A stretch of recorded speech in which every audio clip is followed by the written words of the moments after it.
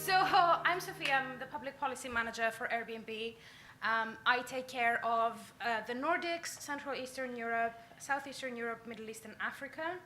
I'm based in London, but my territories will tell you that effectively I live in Airbnbs all around those countries. I came back from Oslo yesterday. I'm going to Tallinn, Estonia tonight. This is all fun and games. So I have a lot of experience. When I talk about hosts, I actually live with them about 250 days a year. So, you know, ask me anything. I know the good. I know the improvements that we need to make as well. So I'm going to start a little bit with what's Airbnb. I'll be as quick as possible. Sometimes I'm actually very surprised that a lot of times I go and speak to professionals and I get questions that are very, very fundamental about the model. I think there are some misconceptions about how it all works and what we do. So I always like to start with what we do. So we run a global online marketplace platform. And what that does is it connects people who have extra space in their homes with guests who are looking for a unique place to stay. So it could be, these are all real listings. I've never actually stayed in one of them. So it could be an apartment for a night, a castle for a week, that's on my wish list. It could be a villa for a month. What we do is we connect people to unique travel experiences. Now, Airbnb started like all other startups. Two of those lovely founders were living in San Francisco. They couldn't make rent. They had decided they were going to come up with the next big thing. But they were a bit delayed because the landlord was knocking on the door. Now, there was a design conference coming into town.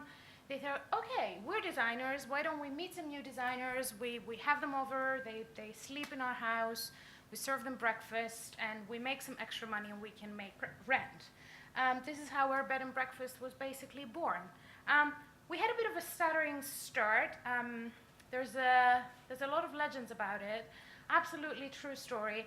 Vast majority of investors in San Francisco or the West Coast, that side of the world, declined to invest in Airbnb. But anyway, somehow we got over all of that. The growth has been really impressive. And one of the things that I'm so just keep on watching the Europe side, because that's one of the things I'm most proud of, and all of us are.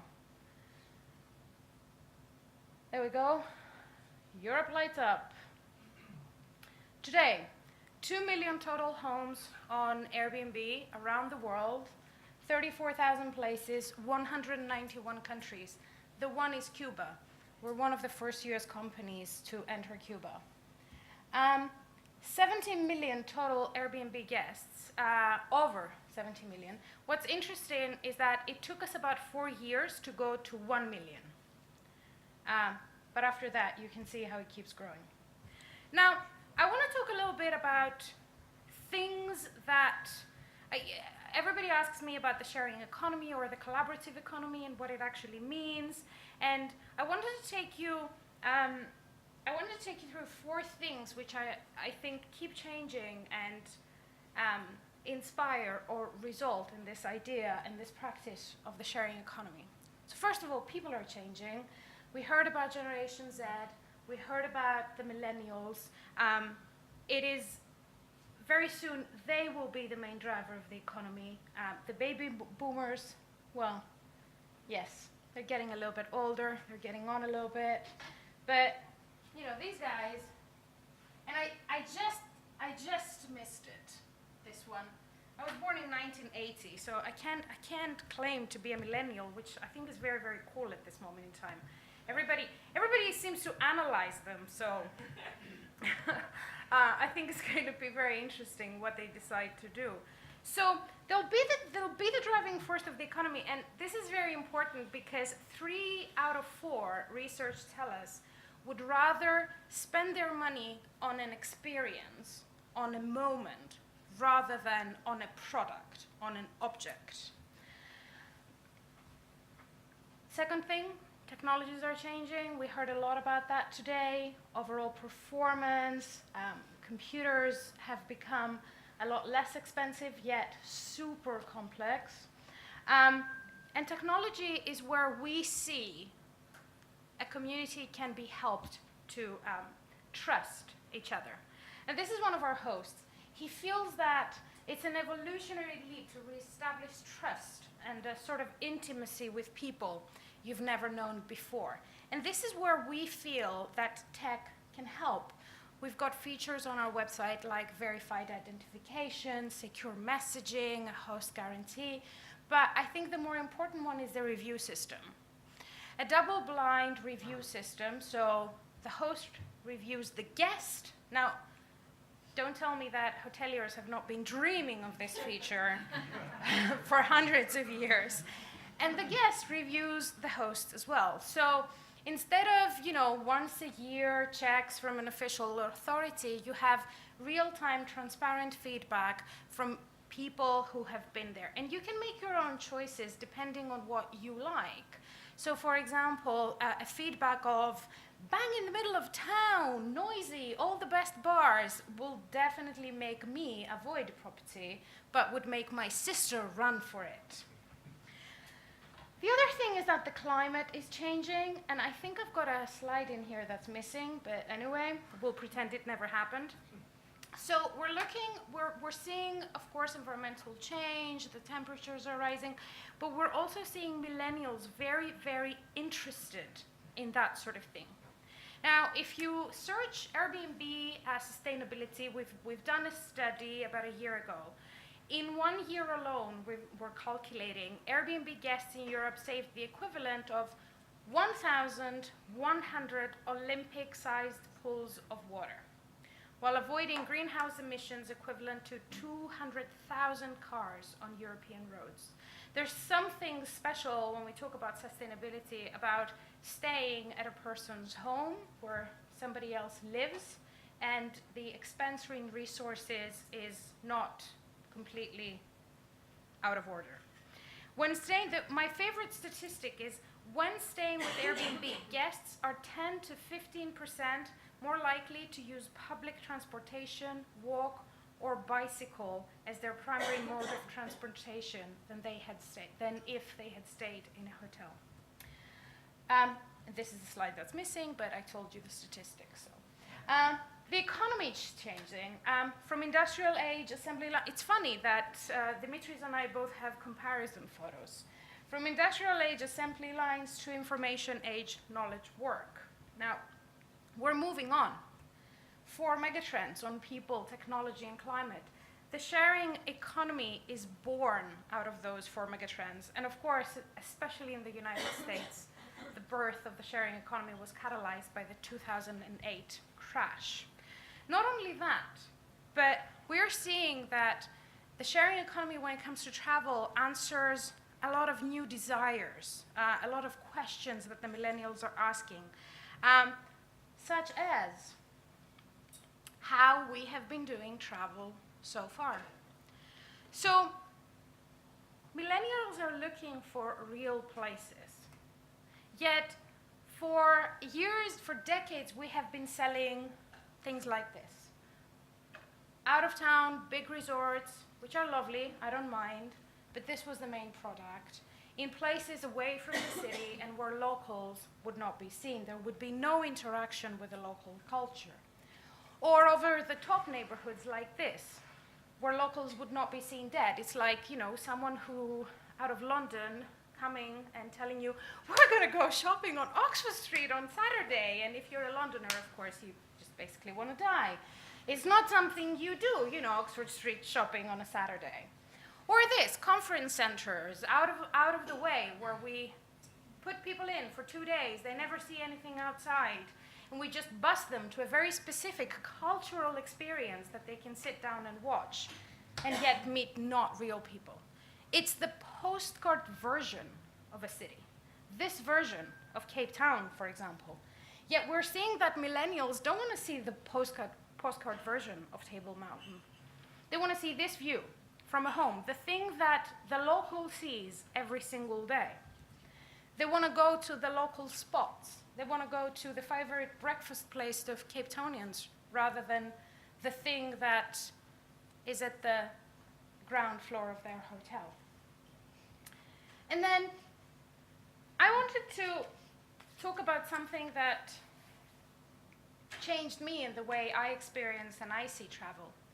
Alain de Botton, a few years ago, you guys know him? Okay, because I didn't until I discovered this book. He wrote this book about the art of travel. And then last year, I saw him on stage at the Airbnb Open, which is a large gathering we have every year of our hosts who come together to talk about guests, hosts, great experiences, the sharing economy, that sort of thing. Now, he talks, Alain, because I know him, we're friends. He talks about how the tourist model in the 20th century basically democratized the availability of travel. Yes, it's easier for all of us to travel, it's cheaper, all of that is fine, but it also did much to remove us from the main reason why we travel. And the reason why we were traveling, and we have been traveling, and we will be traveling, is to experience the actual culture. Now, culture, when it comes to traveling, exists in two places: dead objects and real people and real interactions. So people have been to Paris, I assume. You've been to the Louvre Museum. A few years ago, you wanted to see the Mona Lisa. Now you want to take a selfie with the Mona Lisa. Yet this is what you see. So you go and interact with a dead object. Everybody around you does not belong to that city. How much of a magical traveling experience is that? This is why we feel that, this is why we talk at Airbnb about real people, real homes, real experiences. And there was a nifty little video here, but that's okay. So we feel that apart from the ways that we help our community and we learn from our community and we improve the Airbnb platform, we feel that we need to work with cities to do three things, and this is basically my job. First of all, to help our hosts continue welcoming guests. Second, to help guests experience a place like a local would. And third, to find a way to clearly benefit the city and the local economy. Amsterdam was the first city to enact specific new laws to recognize and regulate home sharing. We're building on that cooperation with them to work with iAmsterdam, which is the local tourism board, to see how we can highlight neighborhoods outside of the main ring where people go and stay and what interesting things there are there. Closer to home, in London, we teamed up with Waltham Forest Council and we launched a culture map for the borough. This is local people's favorite attractions. It's a kind of one-stop shop for any guest staying with a host in Waltham Forest. In Tel Aviv, we worked with the city to produce and publish online a very beautiful guide to Tel Aviv areas away from the beach. The most impressive restaurants, the most impressive galleries, the places where the locals go.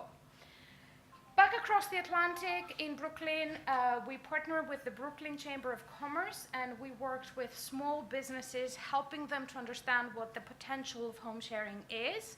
And we had a collaboration like things like little stickers on the doors about preferred or suggested small business in this neighborhood. And finally, the biggest of the big, Brazil. We first started our collaboration in 2014 with the World Cup because the World Cup was something that it pushed their accommodation availability to the limit. It was impossible. It grew our community there. It meant that a lot of guests from around the world stayed with an Airbnb host. This year, we were the official alternative accommodation provider to the Rio Olympics. And last time I checked, we had bookings from guests in more than 50 countries with hosts in over 36 different neighborhoods. I'm sure we'll publish the full results. Now, we're all seeing change, and we're all seeing how there is an attitude from cities and regions to welcome that change, to ask questions, to ask the right questions, and to help us and our community evolve. We're really excited to be part of that collaboration, and I view today as part of that process. Thank you very much for listening.